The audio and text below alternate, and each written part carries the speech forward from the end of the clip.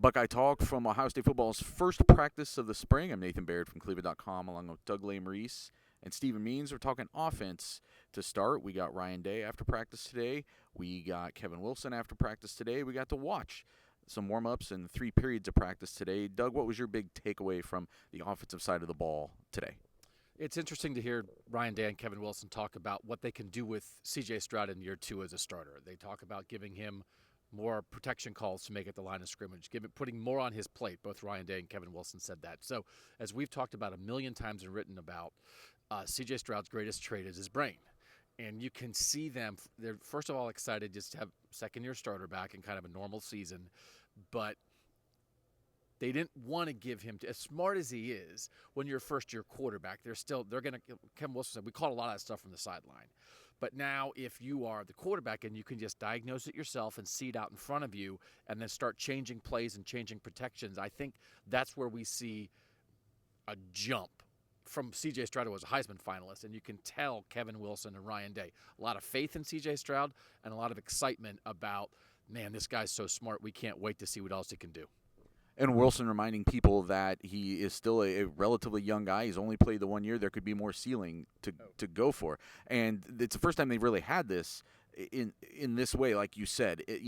A guy here is a redshirt, and then a year as a starter, and then a conventional year 2, which Justin Fields didn't get to have. So, yeah, a lot of optimism today. Steven, what are you thinking about from the offensive side of the ball? Yeah, we've talked about it at length. Or could they play 4 wide receivers? I think there's an X receiver, or a Z receiver, a slot receiver, and then there's a Jackson receiver. And it's just we're going to put Jackson kind of wherever we want to put him. Obviously, Kevin Wilson kind of toned that down a little bit and basically said that he's still pretty much in the slot, and you'll see him bump outside when they go to 12 personnel. But I do think there's an idea here of that's your best weapon, and you've got to find all these different ways to use him, whether it's to get him the ball, especially what we saw in the Rose Bowl, where even they put him in the backfield at times just to get him the ball in passing situations. But there's finding ways to get your best weapon the ball, but then also when you know teams are going to double him from the get-go and try to do everything in their power to take the ball away from him, what does that do for Marvin Harrison? What does that do for Emeka Ibuka? What does that do for Julian Fleming? Or maybe even a Jaden Ballard, whose name has come up a lot ever since Chris Olave brought him up at the Combine. So I do think there's a world that the receiver room is going to live in, but then it's all going to be based off of what they want to do with Jackson Smith, the Jigma, on any given snap, especially on passing downs. I think what's the interesting wrinkle there is in the past they have bumped those guys outside when they've gone to 12 personnel. I don't know yet how much 12 personnel they'll be able to play this year because I don't know if they're convinced that they have 2 guys who can do that, but there's still a ways to go before the season for them to figure that out. I think the important thing here, though, is Garrett Wilson was outside, then in the slot, then in year 3 he went outside. Jackson Smith's not going outside the same way. Jackson Smith, Smith and Jigba, is going to be the slot receiver. Of course he bumps outside in 12 because there is no slot receiver when you go 12. 2 tight ends and only 2 receivers on the field. But I mean, when the day they said that Garrett Wilson was going to be a slot receiver, we had a party.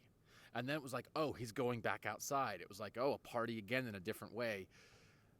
They could have been definitive, like, hey, Jackson Smith and Jigba, he's going back outside, and Emeka Ibuka is going to be the slot guy, and they didn't do that. So, yeah, to Steven's point, he's going to move around, but it's not the same path that Garrett Wilson was on. That's a good point. On the offensive line, we learned some things today. Harry Miller is out for the spring, at least in terms of real practices. We don't know exactly what he'll be doing because Ryan Day didn't get into that as far as why he's out and what he'll be able to do. And it's starting to sound more and more like, Matt Jones is probably entrenched as a starter. They really like Donovan Jackson and what is coming along for him. Luke Whippler, they've just sort of talking about him as being the starting center, and maybe Matt Jones would be the number 2 there right now.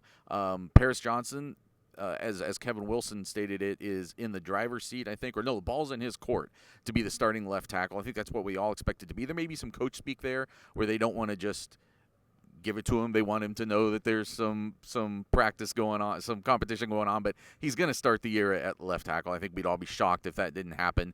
But I think as opposed to, last year we thought we knew what was going on with the offensive line, and it turned out not to be true.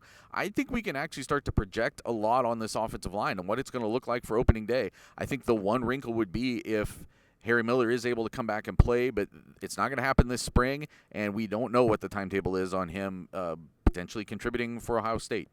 Much more coming on the Buckeye Talk podcast. Get that wherever you can find podcasts, and get the text 614-350-3315. We blew up your phone this morning starting at about 9 a.m. with all of the details we were getting from practice, from these interviews, and we'll have much more to say on the pod on Buckeye Talk.